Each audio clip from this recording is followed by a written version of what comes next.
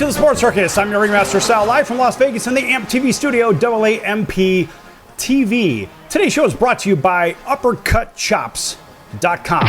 Check out our tasty selection of all-natural, dry-aged USDA Prime Angus and Wagyu steaks and chops. Wait till you try their best-in-class New York steaks, the filet mignon, of course, the king of all, those massive and cowboy-cut ribeye and tomahawk cut ribeyes. Biggest I've ever had, the best I've ever had.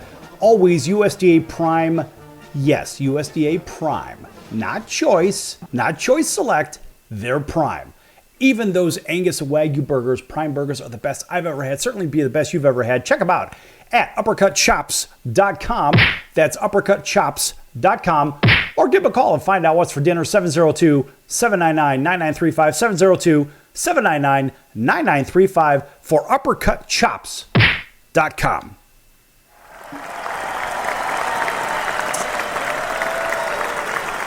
All right, a big welcome in everybody listening in on our CBS, NBC, and Fox Sports affiliates, our independents from coast to coast, as well as everybody watching on Cox, Comcast, Spectrum, Frontier, Time Warner, and WOW Cable Television and Hotel Television from coast to coast in every Nielsen-rated market in America. We are here with our boxing insider and Hall of Famer. That would be the great Joe Cortez, International Boxing Hall of Fame referee.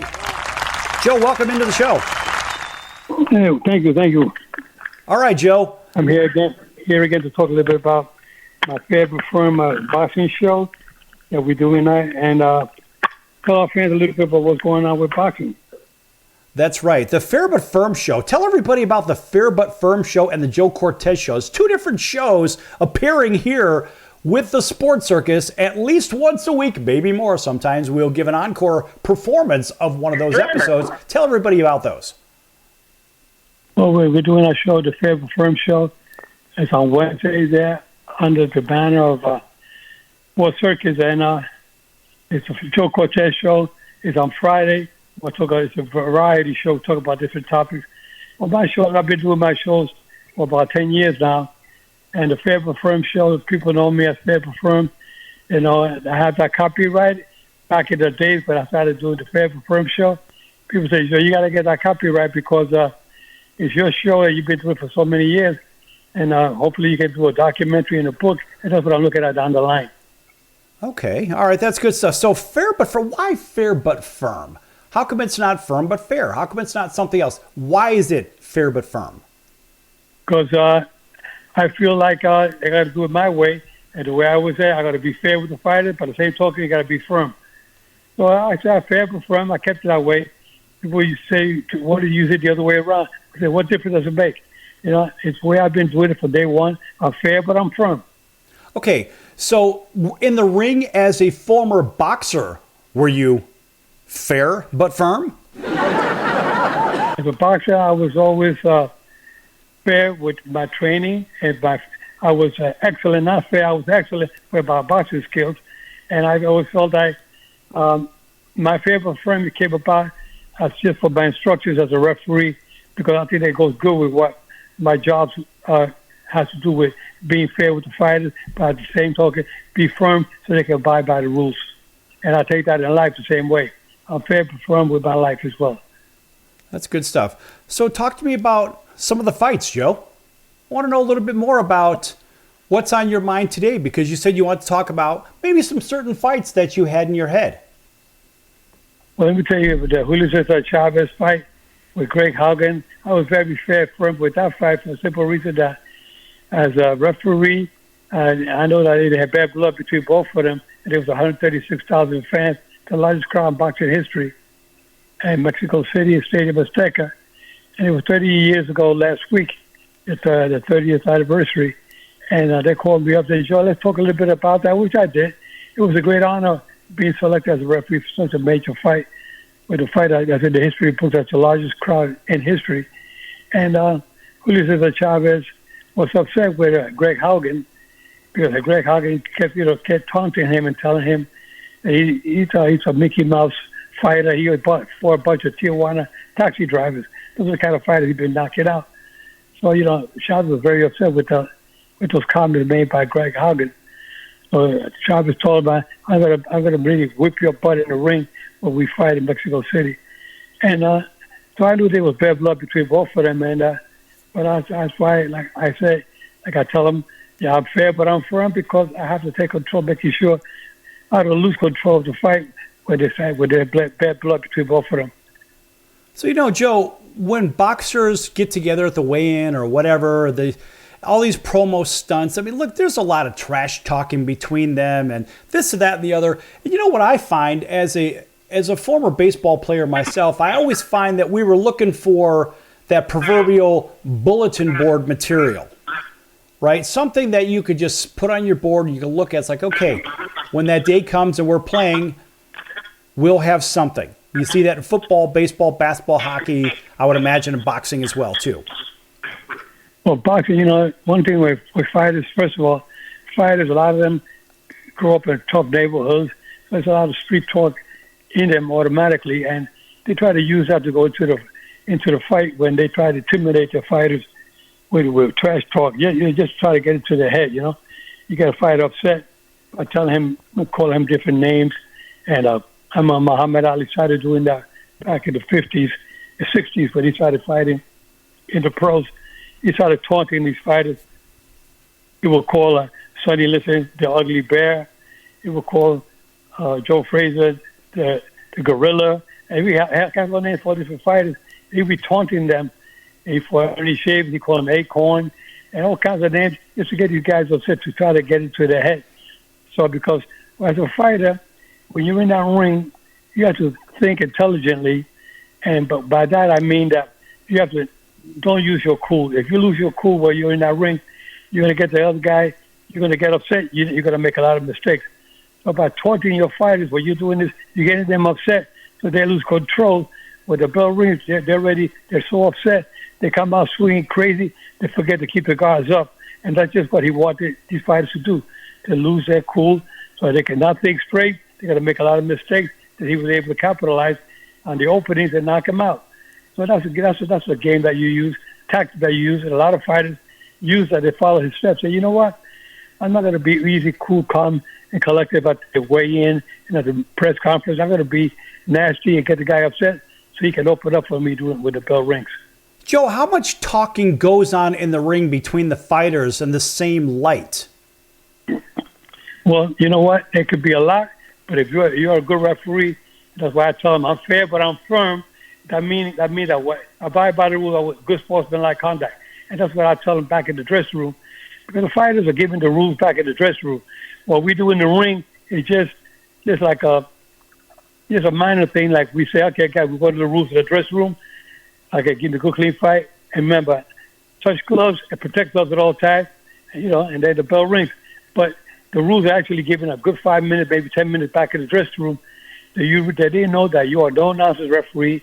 You're taking control, and this is where a good referee stands out with his ring mechanics and his performance, and make sure that the fighters, obey the commands of the referee.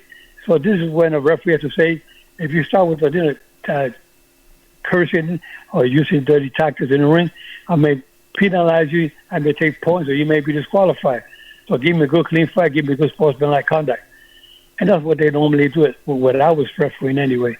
I think in my whole career, and my over 1,000 fights, professional fights that I referee, being fair but firm, I disqualified like 2 fighters in my whole career.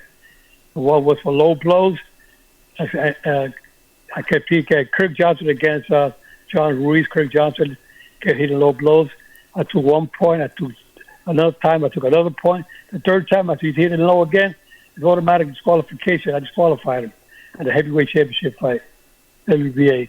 Another one was Maromedo Paez, and he had reported with a body shot. The guy went down on one knee. He looked at him while he was on one knee, and he clocked it one more time. Hit him while he was on one knee. And as soon as he hit him, the guy rolled over.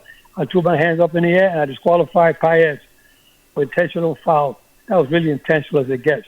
And that's the only 2 times that fighters had to be disqualified. And all the fighters know I'm a no-nonsense referee, and I try to carry myself that way in life as well. And, I talk a lot to senior citizens.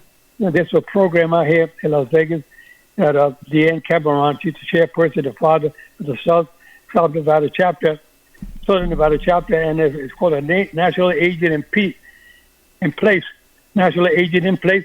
And, the reason why I like to talk about this group every so often is because there's a lot of people out there that take advantage of seniors.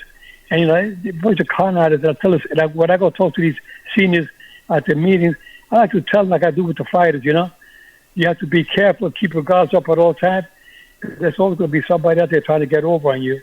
And you have to be sharp enough. But sometimes the seniors, they're very, they're very easygoing, and they don't think it's going to happen to them because I don't think anybody's going to take advantage of a senior. A lot of folks out there do. So I tell folks out there, and like I tell fighters, give me a clean fight, obey my commands. But I tell seniors, you have to be very careful out there. Keep your guards up at all times as well. That's why I love talking to the seniors, because I say, listen, I grew up, in Spanish Harlem, and I grew up in a tough neighborhood, and I was a senior citizen myself, but I still got a little spark of the old flash. I'm not going to let nobody get over on me, just like I don't want nobody getting over you guys. All right, Joe, hold that thought. We're going to be back here with the great Joe Cortez, International Boxing Hall of Fame referee, in just a moment here on the Sports Circus. Lots more to come. Don't go anywhere, folks.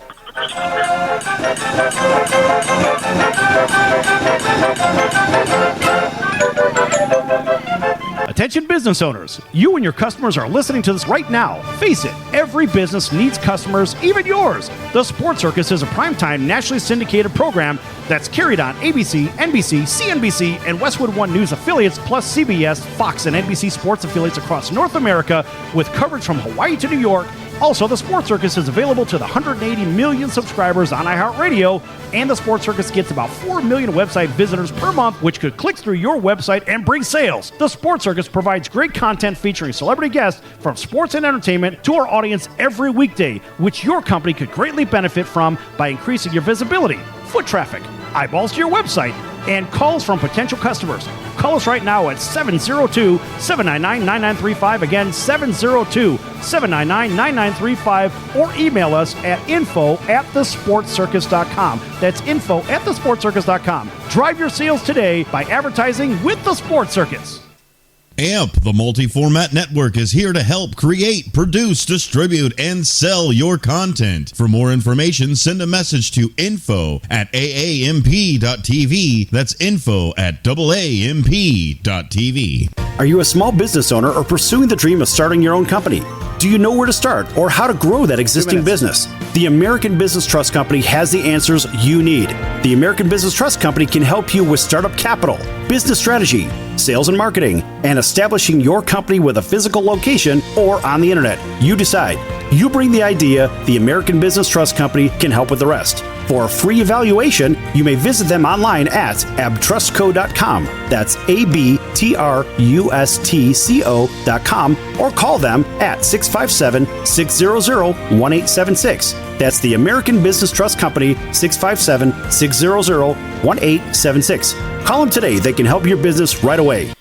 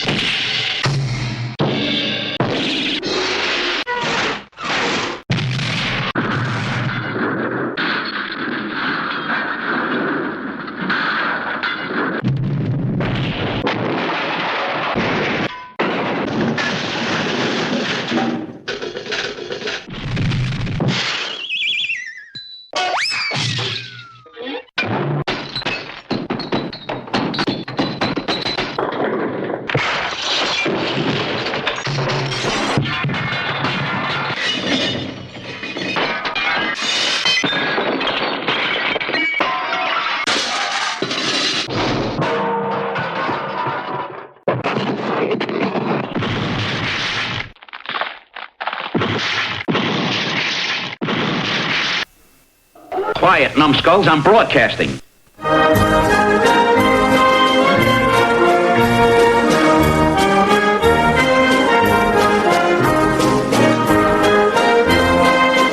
Welcome back to the Sports Circus. I'm Roy Firestone. Now it's time to throw it back to Sal.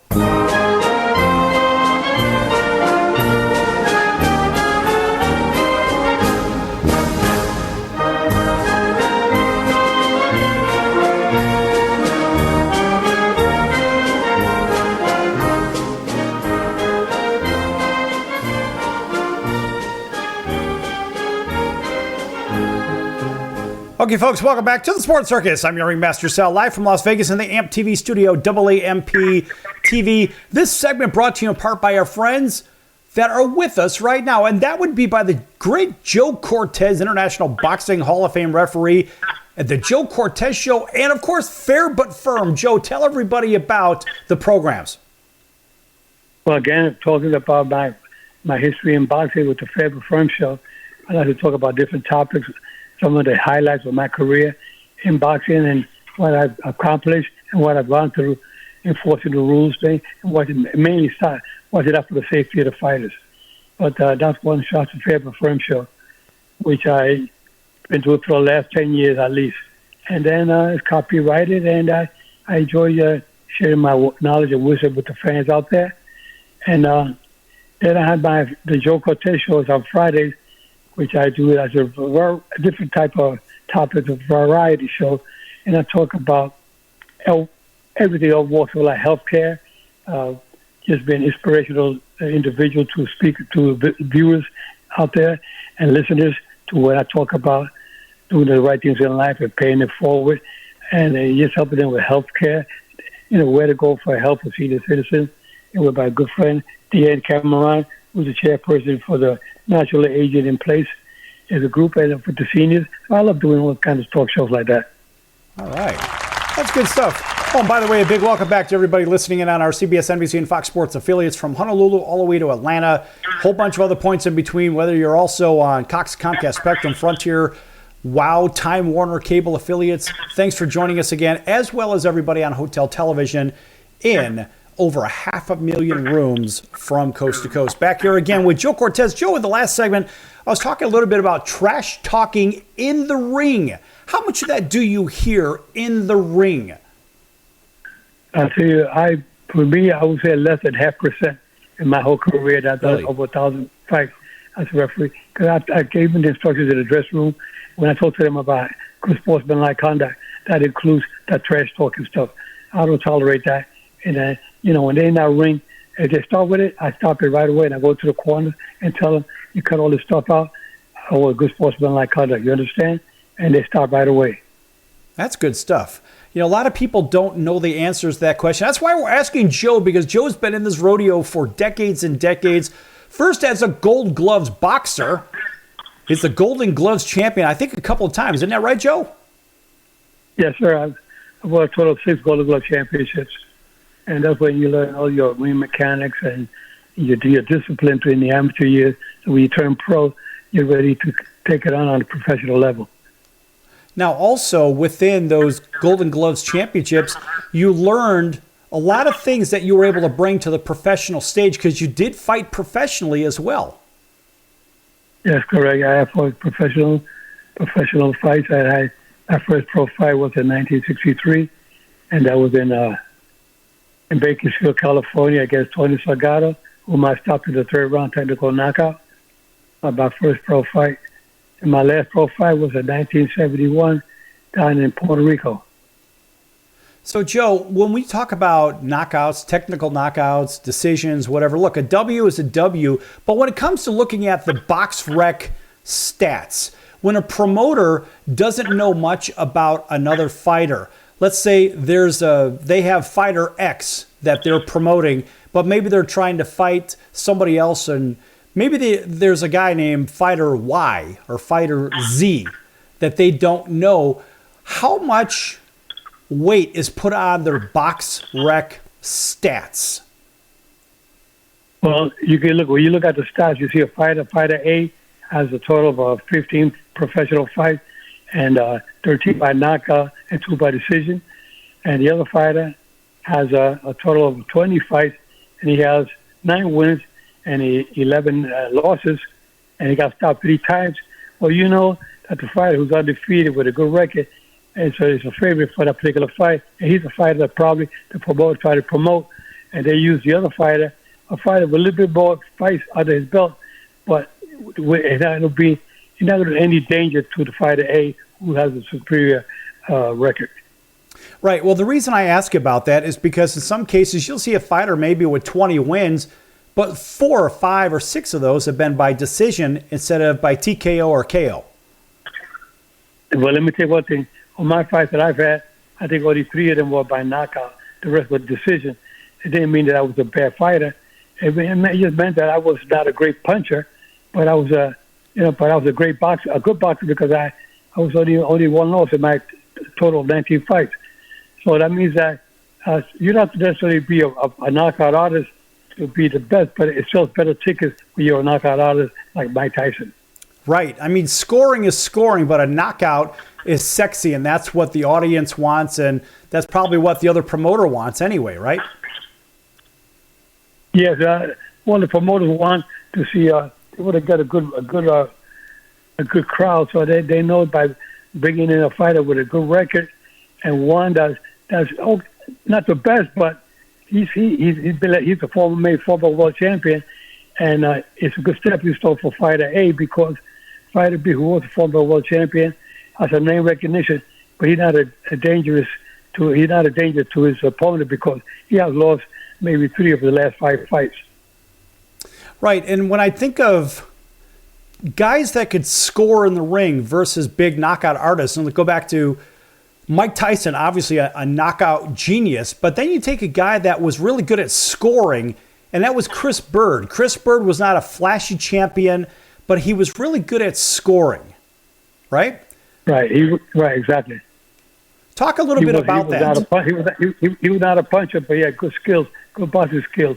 It was they call it the sweet science.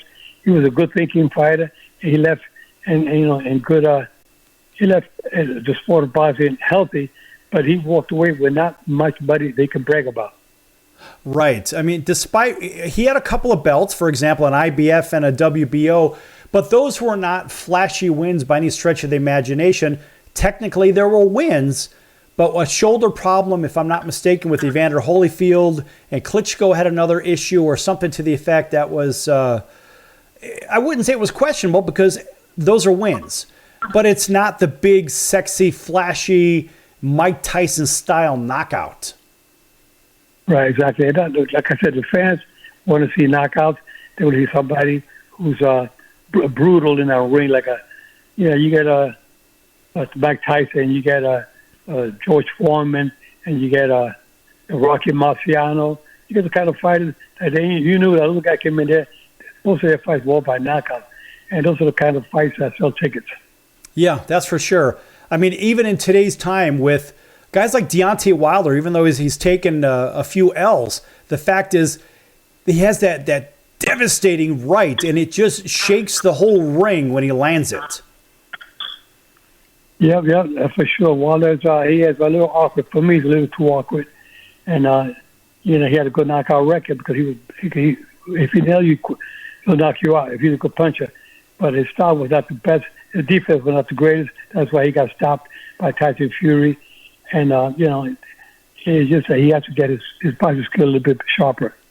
Yeah, and I think that's it. And wrapping up this segment, Joe, it just seems to me like your mechanics from a defensive standpoint need to be intact, but you also need to be able to be aggressive enough where you could throw what you want to and just not get hit at the same time.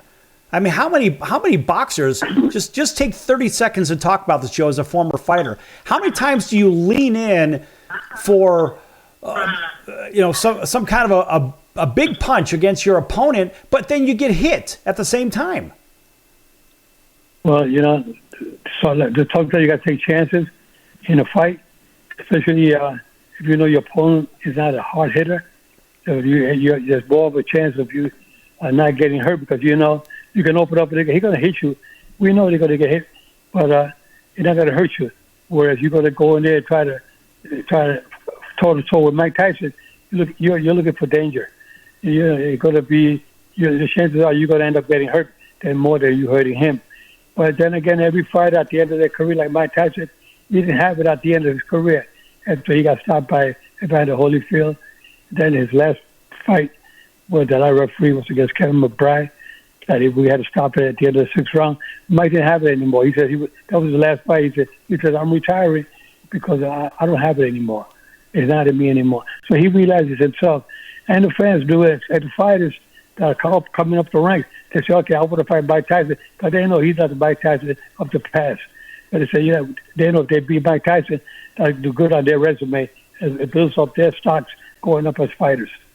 Absolutely. All right, listen, Joe, I know you're on a schedule today. I want to give you a quick minute to talk a little bit about the Fair But Firm show, Joe Cortez show. Go ahead and take a quick minute to talk about that. Well, I'll tell you, referee Mike Tyson, throughout my career, referee him 8 times, and referee Evander Holyfield about 4 times, or Julio Cesar Chavez 6 times, Oscar De La Hoya 6 times, Mayweather 3 times. I could go on with Larry Holmes. I could go on with the Klitschko's, both of them. Manny Pacquiao, Sugar Ray Leonard. I could go on with some of the greatest fighters of all time that I referee. I've always been fair but firm with the fighters, and they know they love to see me in that ring. And even today, when they all retire and they see me, they come up to me, they will embrace me, they respect me just like I respect them. Because if without them, the referee is nobody. But then again, to make a good fight, you got to have a good fair but firm referee like Joe Cortez.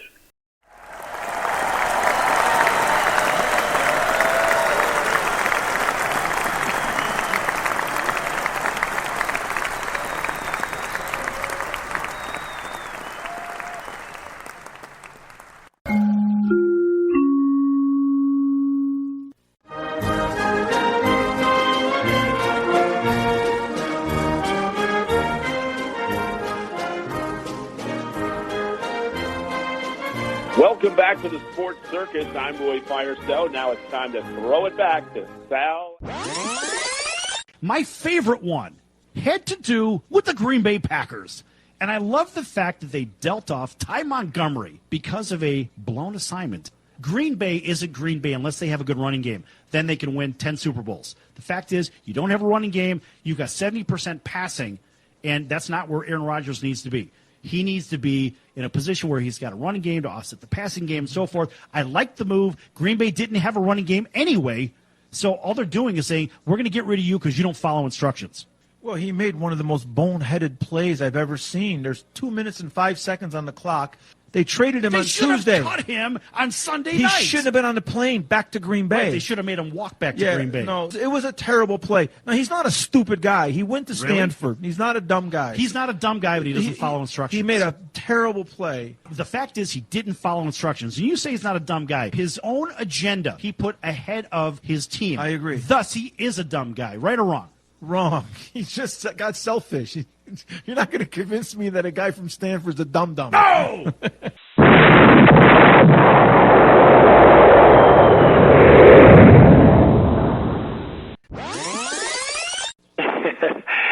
Yeah, this is Sidney Justin from the Miracles. So you heard yesterday's show at Roy Firestone. Did you hear a little clip about him going into the office where Smokey was at? That was really good material, wasn't it? Yeah, that was really funny, man. Yeah, and then you heard him. I thought it was hilarious. It was cool, though. It was cool. Really cool story, man. I enjoyed listening to that. Right, and then he gave a couple of bars. Can you give us a couple of more from Ooh Baby Baby, and let's see if you could do it better than Roy Firestone? Come on, man! All right, you know what? Why not? I did you wrong. My heart went out to play, but in the game I lost you. What a price to pay. Hey, I'm crying. Ooh, baby, baby. How's that, man? That's Is that incredible. okay? Is that good enough? That's incredible. Fantastic. You know why? Because that's what you do. You're in the incredible business, Sid. That's awesome. Yes! Only on the Sports Circus. You're going to get sports? You get music?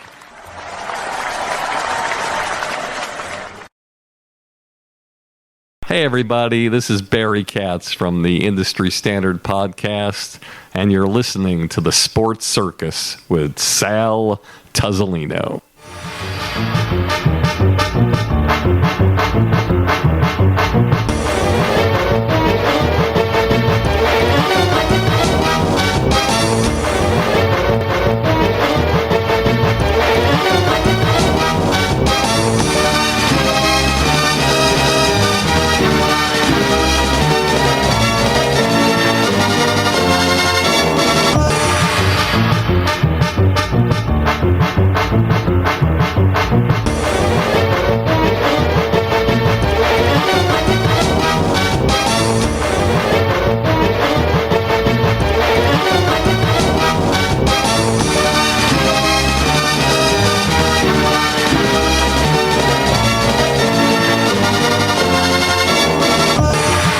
Welcome back to the Sports Circus. I'm your Ringmaster Sal, live from Las Vegas and the AMP TV studio, AAMP.TV. This segment brought to you in part by our friends over at Legal Shield, providing legal protection and peace of mind. Legal Shield can help with traffic tickets, texting and driving, DUIs, court appearances, estate planning, even contracts given to people they don't understand, just like hockey contracts, trade deadline contracts, which we're going to get into, plus a whole lot more. For more information, contact Legal Shield at 213-245-1305. That's 213-245-1305. Again, 213-245-1305. Or check them out online at nocourt.us. That's www.nocourt.us. All right, welcome back to everybody on our CBS, NBC, Fox, independent stations from coast to coast. Big hello to our friends over in Auburn, Alabama, WAUD, home of the Atlanta Braves, as well as, of course, WDJY over in Atlanta, and our friends over in Honolulu, actually, it's not W anything, it's KHKA, CBS Sports 1500 over in Honolulu, plus all of our other independents from coast to coast. Folks, we're everywhere. You can't get away from us. Also on television, Cox, Comcast, Spectrum, Frontier, Time Warner, WOW Cable affiliates in select markets, hotel television in every Nielsen-rated market. Hell, we're in, if I'm not mistaken, 100 hotels in the greater Chicagoland area, over 110 in the greater LA Basin, over 120, as I understand it, in the greater New York, New Jersey market, and on we go, folks.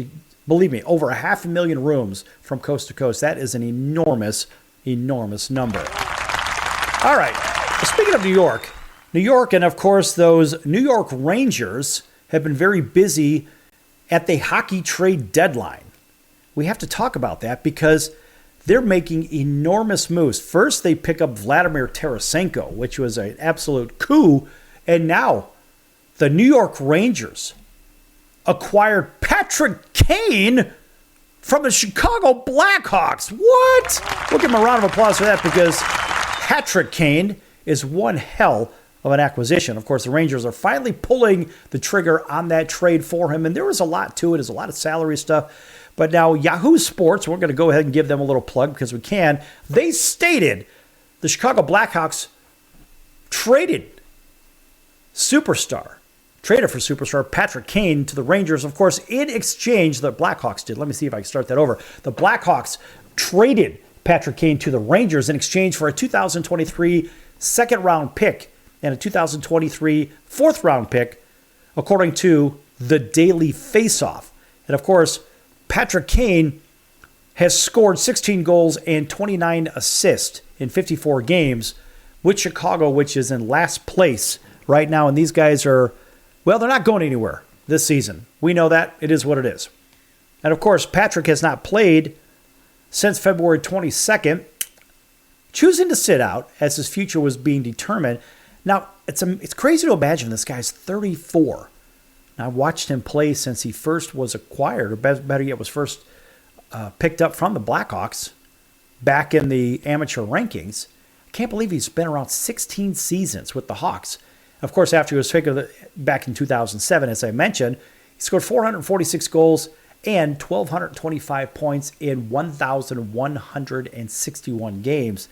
Patrick Kane led the Blackhawks to 3 Stanley Cups in the span of 5 seasons between 2010 and 15, notably scoring the championship clinching goal against the Philadelphia Flyers in 2010.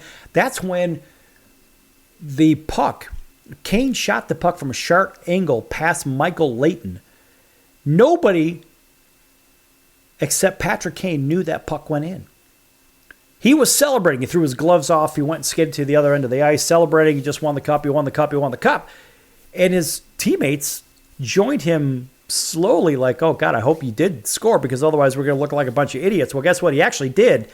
And the puck got stuck underneath the black inside the net. So it went through the goalie's, I think it went through the goalie's legs. And yeah, it was such a sharp angle. It was an unbelievable shot. Anyway, that was the beginning of the madness and mayhem for the Blackhawks. And Patrick Kane's been the centerpiece of it. Look, he's been a 9-time All-Star, won the Art Ross Trophy, a Hart Memorial Trophy, a Ted Lindsay Trophy, a Conn Smythe Trophy, and of course, the Calder Memorial Trophy over his incredible career. And of course, Patrick Kane was named among the top 100 players in NHL history 6 years ago. And of course, he's originally from Buffalo. And of course, in the final year of an 8-year, $84 million deal, $10.5 million AAV. And of course, he signed this back in 2014. Now, Patrick was a little bit upset last season when the Blackhawks traded away some key pieces to the puzzle that would have sparked the rebuilding a lot faster. Blackhawks had some general manager issues, and unfortunately, they gave away some pieces that made the fans unhappy, made Patrick unhappy, made the teammates unhappy. Losing Alex DeBrincat was a cornerstone piece for the future originally from Detroit. And Alex DeBrincat goes to the Blackhawks as a youngster, and this kid is good. And the Hawks, whatever they were, I don't know, whatever they put in their pipe and whatever. The fact is, those guys, in my opinion, really made a terrible mistake by getting rid of him. And of course, Patrick Kane was very vocal about that. And also Dylan Strome, another good young player, solid player. And the Hawks just let these players go. And it just gets to be a more and more bitter story because you try to support the team that you broke into the league with. But if you can't get behind the moves they're making, you ask yourself, well, what are we doing here? And so we go back to the New York Rangers and are making a flurry.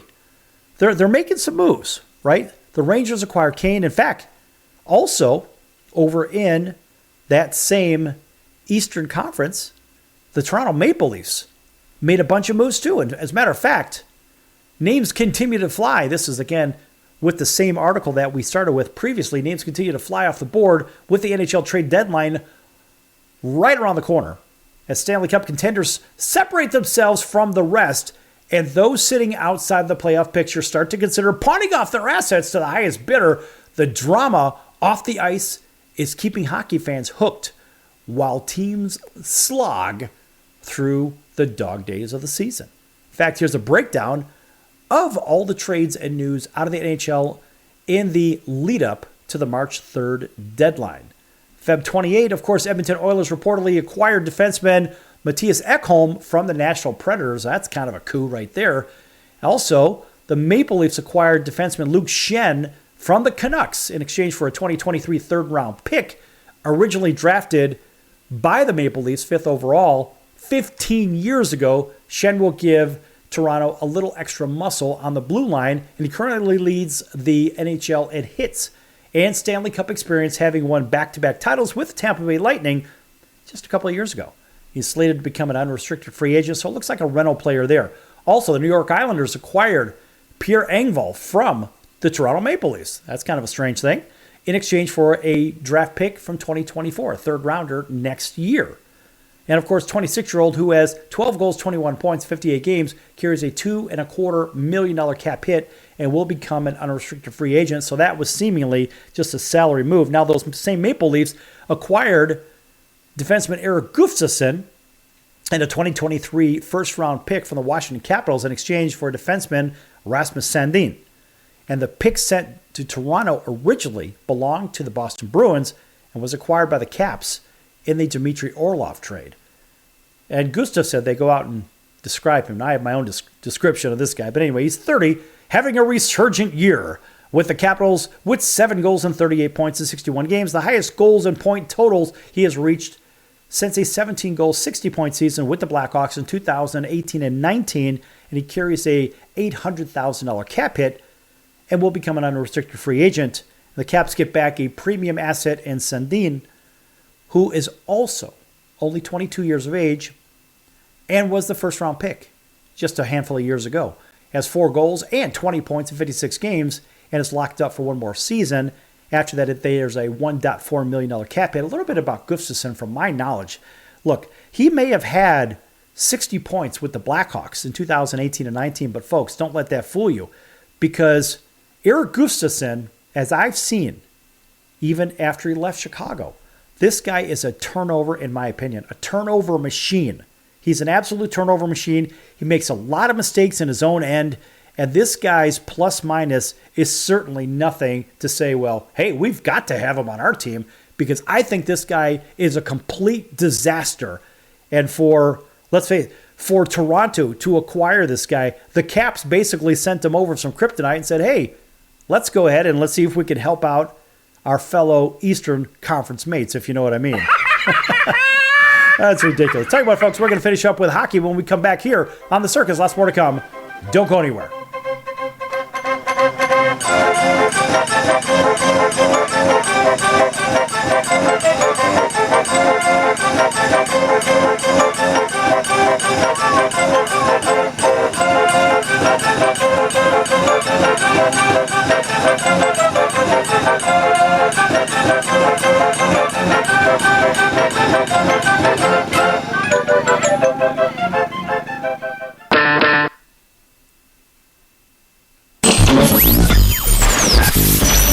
You're listening. The only one radio station in the heart of Pasig City. This is 104.1 Best Radio FM. Stay tuned. 590 VOCM St. John, 850 CHVO Carbonear, 710 CKVO Clarenville, 560 CHCM Marystown, 650 CKGA Gander, 620 CKCM Grand Falls, and 1240 CKIM Bayvert. WAYB FM 95 Atlantic City. WQLA, Green Bay, Appleton, Fox Cities.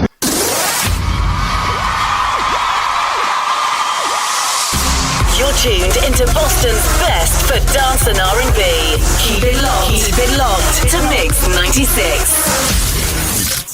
C100 103.1 WXXY. You're listening to 97 WYNY.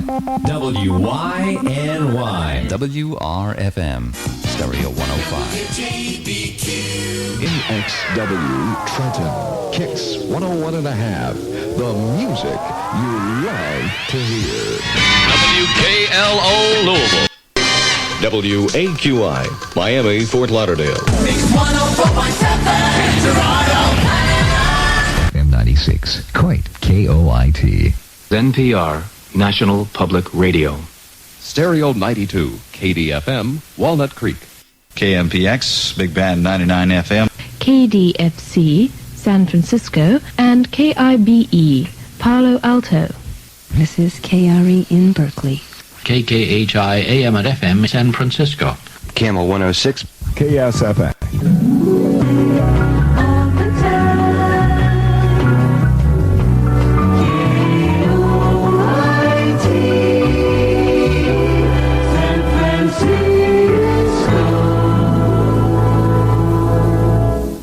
KDFC San Francisco and KIBE Palo Alto. 99.7 KYUU. This is Cable Music KABL, Stereo 98. KIOI San Francisco.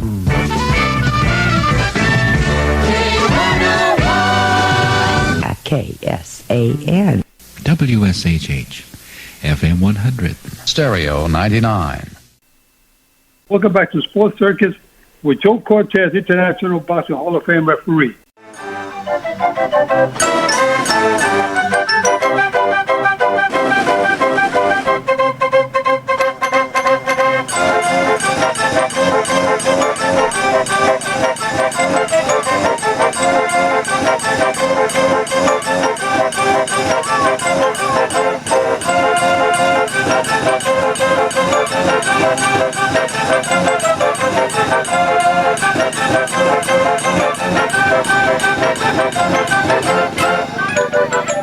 Welcome back to the Sports Circus. I'm your Ringmaster Sal, live from Las Vegas in the AMP TV studio, AAMP.TV. Folks, make sure to check out thesportscircus.com for our upcoming guests, our prior guests, our recorded shows, which are a podcast. Those are recorded in full. They're not edited. No, this is not a podcast. This is a regular FCC-regulated program. So believe me, we have to watch what we say, how we say it, no foul language, none of that nonsense. And we're carried on commercial stations and we're carried on public airwaves. So we have to make sure that we don't violate any of those rules either. No call to action. For all you would-be radio and television stars, make sure you follow those rules of those public airwaves as well. All those LPFMs, believe me, they have to follow all the rules of the Federal Communications Commission as well. So therefore, they pass that along to us. That being said, make sure you check out the sportscircus.com for upcoming guests. Our recorded shows, of course, they can be found on Spotify, on Apple, Audible, Google, Amazon, you name it, Stitcher, iHeartRadio. We're there. You can't get away from us. Even YouTube. We're everywhere, folks. Also, make sure you check out the partners page. Lots of those partners have been with us since the very beginning. In fact, one of those is the College of Southern Nevada Athletics. Check out their schedule for upcoming events and games at csncoyotes.com. That's csncoyotes.com for the College of Southern Nevada Athletics. Yes! That's my patented yes, by the way. Don't go copying that unless you give me credit for it. In fact, I think I even have that in here somewhere. Nope, that's a crack of a bat. That's the applause. We have all kinds of great sounds here. In fact, I just have to find it. That's the bigger problem. Nope, that's not it. Nope. That's not it. That's not it. Show me the money! That certainly isn't it, but I'd like to see some if you know what I mean. That's not it. Excellent. That's not it. That certainly isn't it. Gotta tell you, folks, there's all kinds of funny sounds here, but I do have the patented yes sound in here, but that's not it either. Anyway, so back to the NHL trade deadline, which, of course, some teams are, well, let's put it this way, not very happy about what's going on. And, of course, the Chicago Blackhawks made an enormous deal, and the Blackhawks trading superstar Patrick Kane to the New York Rangers in exchange for a 2023 second-round pick and a 2023 fourth-round pick. And that, of course, was according to the Daily Faceoff. And Kane had tallied 16 goals and 29 assists in 54 games with the Blackhawks this season. Hasn't played in a handful of days, of course. That's one of those deals. But moving on, the Minnesota Wild acquired forward Marcus Johansson for the Washington Capitals. Now, Marcus has been there for quite some time, a solid player. So basically, the Wild gave up a third-round pick, and that's not bad. So Johansson is, well, let's face it, he's 32. And at the age of 30, that's when the wheels start kind of coming off of athletes. They start to get injured left, right, and center. Well, this guy's been pretty steady. He scored 13 goals, 28 points in 60 games so far this season with the Caps. And I think the Caps are using this more as, let's bring in some younger legs. Let's get rid of some salary.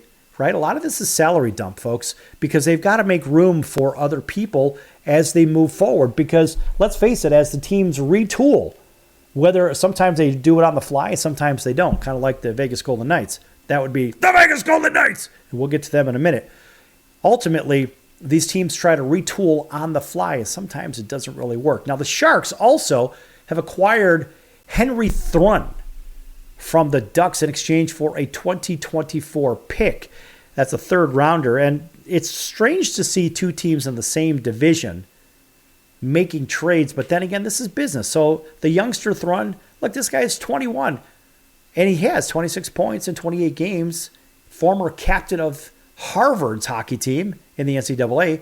And was selected with the 101st overall pick just a few years ago. Also, in the trade world, the Carolina Hurricanes acquired a very good player from Edmonton.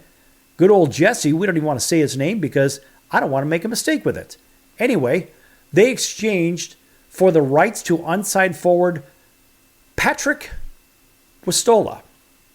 Edmonton's fourth overall pick in 2016. Jesse has struggled this season with only 5 goals and 14 points in 58 games, and the 24-year-old carries a $3 million cap hit. So that's a big offload for them. Apparently, they couldn't turn this kid around. Anyway, Pistola, 22, was drafted by the Canes in the third round, 2019. His 15 goals, 38 points, 56 games with the Finnish elite leagues this season. That's not bad. Now, recently, we had the Buffalo Sabres acquired Riley Stillman from the Canucks in exchange for Josh Bloom. Now, Stillman, 24 years of age, has been held without a goal through 32 games for the Canucks. So why would the Sabres go and take somebody that just can't seem to put the biscuit in the basket? Who knows? I think it's really just another trade of youngsters. So Bloom, let's give these guys different scenery. We've seen this between Columbus and we saw it between Winnipeg, trading superstars, and both actually ended up doing well. Bloom's 19, 58 points and 59 Ontario Hockey League games this season, split between North Bay and Saginaw. That'd be Saginaw, Michigan.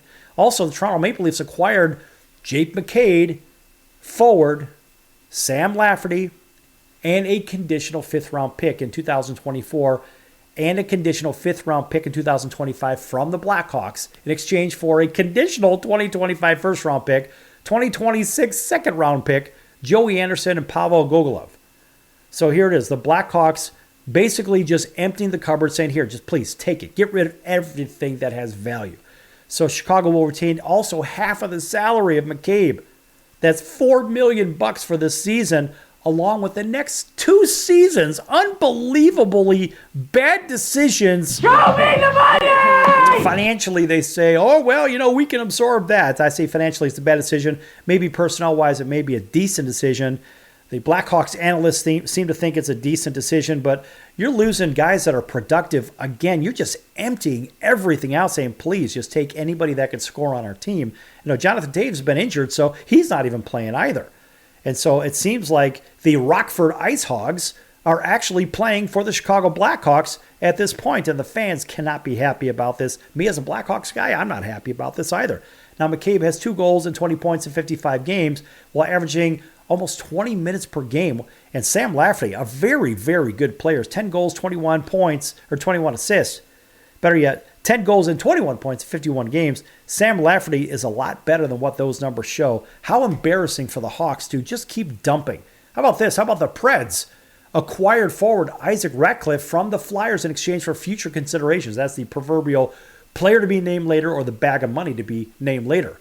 Now, of course, a second-round pick of the Flyers about 5 years ago, Ratcliffe has 2 goals and 4 points in 26 AHL games. Not really a big loss there. But also the Tampa Bay Lightning acquired Tanner Ginnot from the Nashville Predators, but it didn't come cheap. Now, in return, the Preds are receiving defenseman Cal Foote, a first-round pick in 2025. Top 10 is protected, by the way. A second-round selection in 2024, as well as a third, fourth, and fifth-round picks in 2023. Now, why didn't the Blackhawks do something like that for Patrick Kane or for some of the other pieces they just keep giving away? But they didn't do it. Also, the Colorado Avalanche reunited with defenseman Jack Johnson, acquired from, guess where? From the Chicago Blackhawks in exchange for a broken Coke machine and a guy that can hit. That would be Andreas Englund.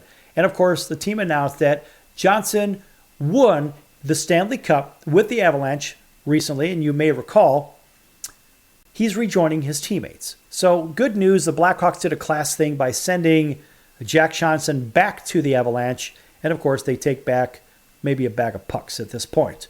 Also, the New Jersey Devils landed the biggest fish available at the deadline by acquiring Timo Meier from the Sharks. Now, this kid can play. Man, he is good.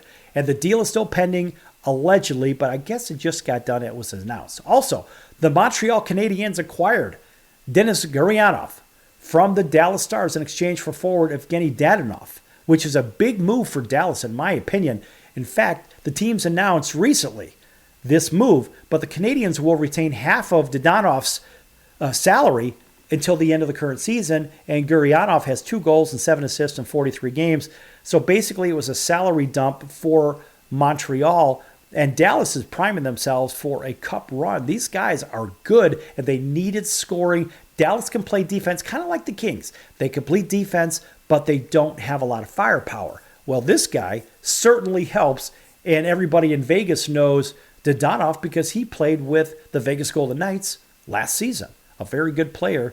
And speaking of the Vegas Golden Knights, they acquired forward Ivan Barbashev from the St. Louis Blues, which is kind of a crazy move, for a prospect, according to multiple reports. And of course, this guy, look, he's 27, 10 goals, 19 assists, 59 games a season, will hit free agency at the end of the season. So he's essentially a rental player. And good old Kelly McCrimmon, in my opinion, who is already set to blow this team up. I mean, he's Bidening the team. It's unbelievable how bad, in my opinion, Kelly McCrimmon has managed the assets of the Vegas Golden Knights. But then again, he just keeps making bad moves, in my opinion. I don't understand what this guy is doing. As a season ticket holder for the Vegas Golden Knights, this guy is making me not want to renew my season tickets.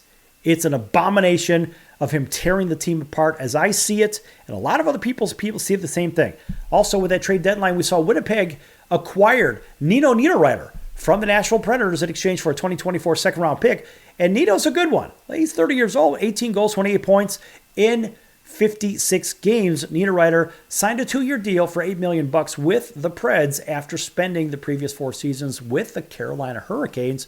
We also saw the Canucks acquire Vitaly Kravtsov from the New York Rangers, of course, because, well, the Rangers had to make moves because they got Tarasenko, and of course they just recently got Patrick Kane. So there's another move, and we go back to the Boston Bruins. You know, they've been waiting, trying to get deals done with Orlov and Gannett Hathaway, etc. But I have to say that when you look at some of these deals, you scratch your head and say, well, wait a minute. You know, recently the Ottawa Senators cleared some viable cap space ahead of the NHL trade deadline, dealing Nikita Zaitsev along with a 2023 second-round pick and a 2026 to the Blackhawks for future considerations in a salary dump move. So it seems like the Blackhawks just keep spending and spending and spending. I don't know. This is a $4.5 million cap hit. What is the point in moving some of the young talent when you're taking other cap money from other teams? It doesn't make any sense whatsoever. So again, yes, it's a decent defenseman, but when you look at the moves, you scratch your head and say, what the hell are we doing here? Folks, I don't even know what the hell's going on here. That's why we're going to call it today here on the Sports Circus. And big thanks to Joe Cortez joining the Sports Circus earlier today. That's International Boxing Hall of Fame referee Joe Cortez. Yes! In case you missed the episode, go back to our main page, thesportscircus.com, and click on Spotify or one of those other recorded show pages and click on today's episode. Folks, we're going to see you in about 23 hours. Until then, so long, everyone.